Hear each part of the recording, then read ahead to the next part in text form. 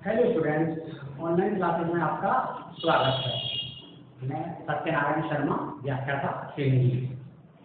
आज हम पढ़ेंगे पद परिचय।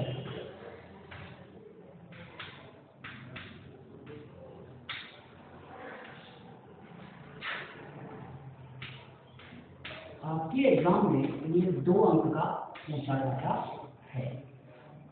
पद परिचय। तो सर्वप्रथम हम पद के बारे में जानेंगे। पद क्या होता है?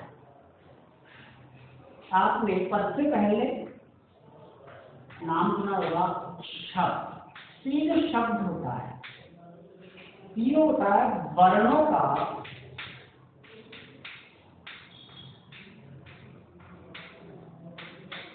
सार्थक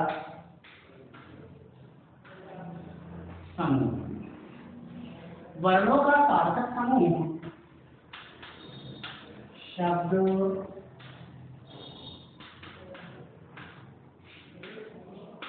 कहलाता है। वर्णों का जो सार्थक समूह होता है वो शब्द कहलाता है, और शब्द को ही हम पद कहते हैं। शब्द को ही हम पद कहते हैं, क्योंकि जब तक शब्द स्वतंत्र रहता है तब तक ही वह शब्द रहता है। लेकिन जैसे ही हम इस शब्द का प्रयोग व्याकरण के नियमों के अनुसार वाक्य में कर देते हैं, तब यह शब्द शब्द में लहराकर पद कहलाता है।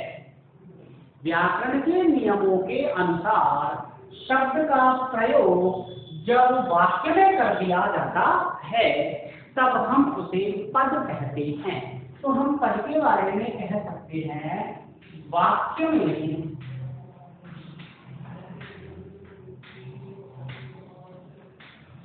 प्रयुक्त शब्द पद कहलाता है।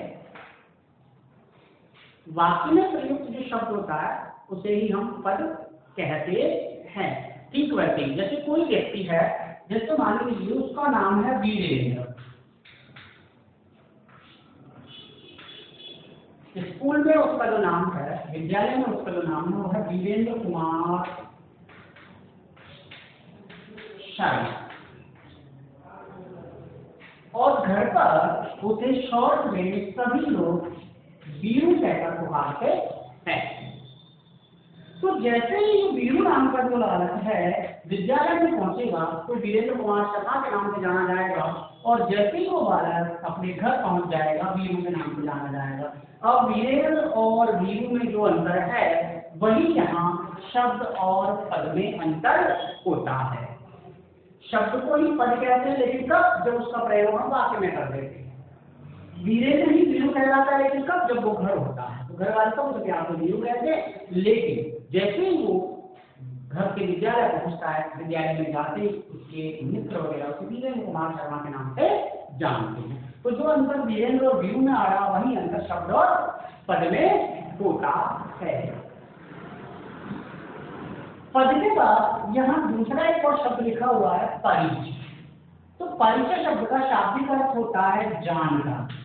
परिचय शब्द का शाब्दिक अर्थ होता है जानकारी। किसके बारे में जानकारी? पद के बारे में जानकारी। अब जब जानकारी हम देंगे तो किसी न किसी से संबंधित देंगे। जैसे यदि मान लीजिए मैं आज आपके सामने पहली बार आया तो आपके भी मन में इच्छा होती है कि वही सर का नाम क्या है, सर कहाँ रहते हैं, सर ने पहले कौन कौन से स्कूलों में पढ़ाया है। तो वो जानकारी जो हुई वो मुझसे रिलेटेड हुई, मुझसे संबंधित हुई। मैं अपने से संबंधित जो भी जानकारी आपको दूंगा वो मेरा परिचय कहलाएगा। ठीक उसी प्रकार पद के बारे में व्याकरण संबंधी संपूर्ण जानकारी देना पद परिचय कहलाता है। पद के बारे में व्याकरण संबंधी संपूर्ण जानकारी देना पद परिचय कहलाता है। अब हम आगे बात करेंगे पद परिचय की। देखिए,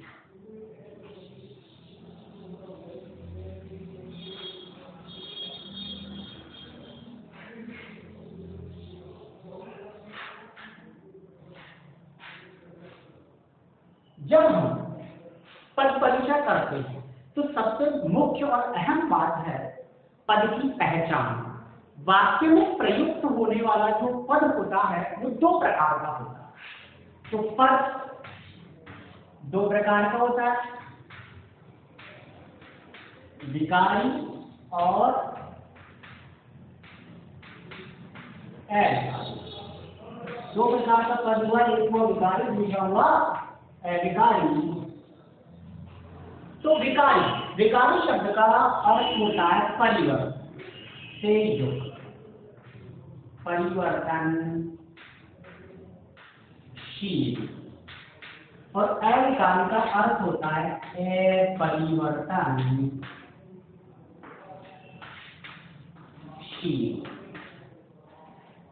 अगर ऐसे पद जिनमें परिवर्तन होता है वो विकारी, और जिनमें कोई परिवर्तन नहीं होता, ऐसा होता है नहीं, अर्थात वो नहीं हो तो परिवर्तनशील, अर्थात जिनमें किसी भी प्रकार का कोई परिवर्तन संभव नहीं होता वो अविकारी होते हैं। दूसरे शब्दों में हम ये कह सकते हैं कि ऐसे शब्द या ऐसे पद जिन पर लिंग, वचन, काल, कारक आदि का प्रभाव पड़ता है। तो लिंग, वचन, काल, कारक आदि से प्रभावित होने वाले शब्द या पद विकारी कहलाते हैं। और ऐसे पद जिन पर लिंग, वचन, काल, कारक आदि का कोई प्रभाव नहीं पड़ता है वे अविकारी। और दूसरे शब्दों में यदि हम कहना चाहें तो इन्हें अव्यय के नाम से जाना जाता है। अव्यय शब्द भी दो शब्दों से मिलकर बना हुआ है, ए प्लस वे। ए का अर्थ होता है नहीं और वे का अर्थ होता है खर्च, अर्थात नहीं खर्च, अर्थात जो खर्च ना। कहने का तात्पर्य है जिसमें किसी भी प्रकार का कोई परिवर्तन ना हो वो अव्यय।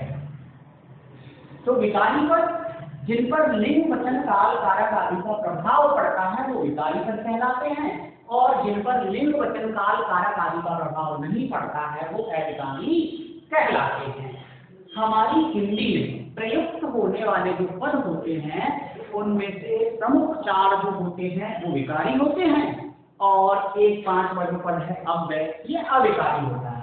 तो विकारी पदों में सर्वप्रथम जो आता है वो आता है हमारा सबसे पहला संज्ञा। विकारी पद में सर्वप्रथम आता है संज्ञा। नंबर 2 सर्वनाम। सबसे पहले संज्ञा फिर सर्वनाम। नंबर 3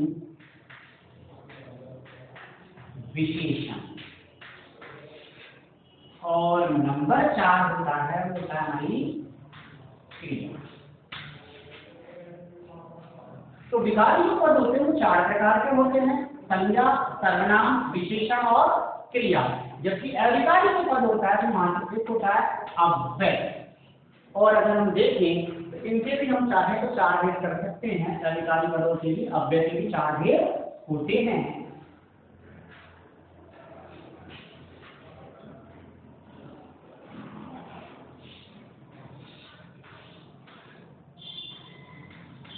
अव्यय तो सर्वप्रथम क्रिया, विशेषण, अव्यय। नंबर 2 संबंध, बोधक, अव्यय। नंबर 3 समुच्चय, बोधक, अव्यय। और नंबर 4 होता है आपका विस्मयादि, बोधक, अव्यय। अव्यय आपके 4 प्रकार के होते हैं, क्रिया विशेषण अव्यय, संबंधबोधक अव्यय, समुच्चयबोधक अव्यय, विस्मयादि बोधक अव्यय। तो सर्वप्रथम जब हम पद परिचय करते हैं तो सबसे पहला जो काम है वो है हमारा पद की पहचान, क्योंकि जब तक हम पद की पहचान नहीं करेंगे तब तक हम सही पद परिचय नहीं कर पाएंगे। सबसे पहले आपको पद की पहचान करनी है कि जिस पद का आप पद परिचय देने वाले हो वहाँ पद संज्ञा है, सर्वनाम है, विशेषण है, क्रिया है या फिर अव्यय है। फिर अव्यय में आपको इनकी पहचान करनी है कि वो क्रिया विशेषण अव्यय है, संबंधबोधक अव्यय है, समुच्चयबोधक अव्यय है या विस्मयादिबोधक अव्यय है। अब मान लीजिए आपने पद की पहचान कर ली। अब जब आपने पद की पहचान कर ली तो उस पद से संबंधित कुछ निश्चित बिंदु होते हैं जिनकी जानकारी हमें पद परिचय में देनी होती है। तो जैसे मान लीजिए आपने सबसे पहले पहचान ली जिस पद का आप परिचय दे रहे हो वो आपकी संज्ञा है।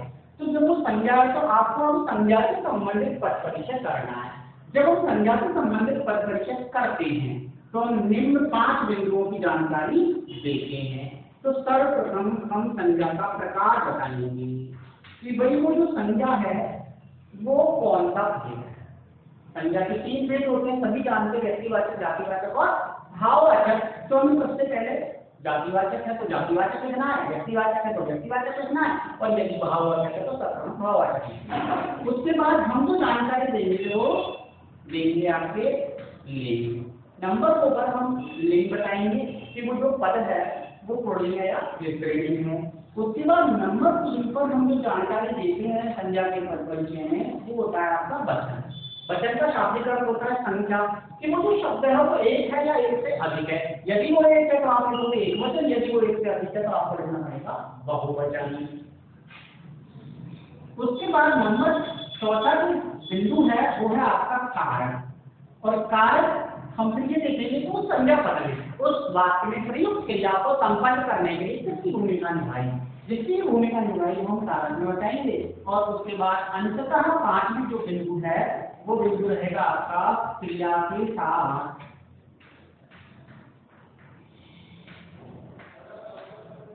पद का संबंध।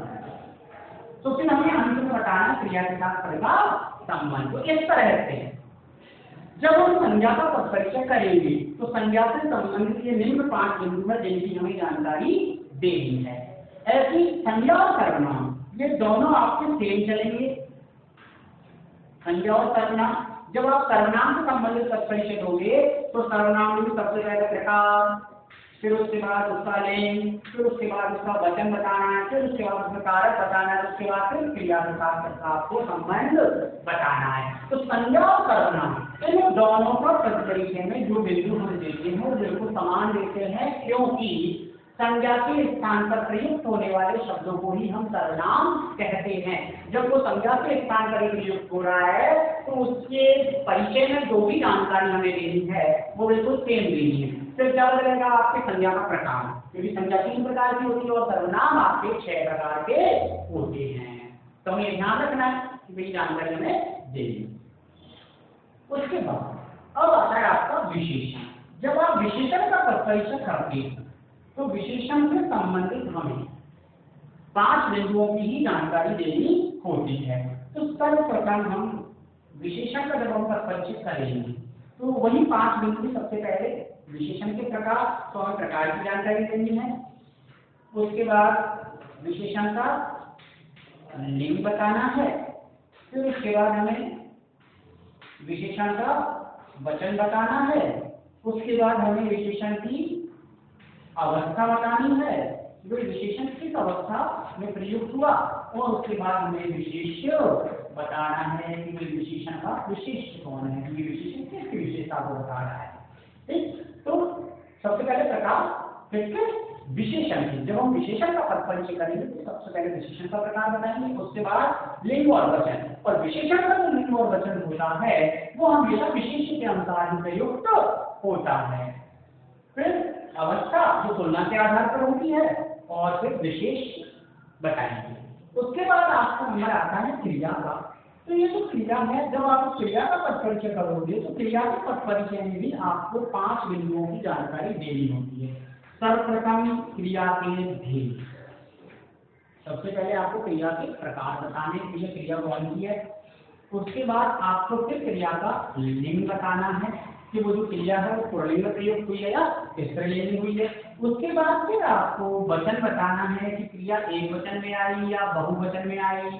उसके बाद फिर आपको बताना है यहाँ पे वाच्य की क्रिया किस वाच्य में आई, क्रिया किसके अनुसार प्रभावित है, कर्ता कर्म और भाव तीनों में से वो बताना है। उसके बाद फिर हम बताएंगे काल कि वाक्य में प्रयुक्त होने वाली जो क्रिया है वो किस काल में घटित हुई। इस तरह से जब हम क्रिया का पद परिचय करेंगे तो हम क्रिया से संबंधित 5 बिंदुओं की जानकारी देते हैं। सबसे पहले प्रकार, फिर उसका लिंग, फिर उसका वचन, उसके बाद वाच्य और उसके बाद में हम बता देते हैं काल, जो क्रिया किस काल में घटित हुई। ठीक ऐसे जब हम अव्यय से संबंधित पद परिचय करते, अधिकारी पदों का पद परिचय करते, तो सर्वप्रथम क्रिया विशेषण अव्यय का जब हम पद परिचय करते हैं तो इस क्रिया विशेषण में हम सिर्फ 2 ही बिंदुओं की जानकारी देते हैं। सर्वप्रथम प्रकार बताएंगे और उसके बाद उसका संबंध बताएंगे। क्रिया विशेषण कौन सा है और संबंध। ऐसे ही यहां भी वही प्रकार, संबंध, समुच्चय बोधक में भी प्रकार, संबंध।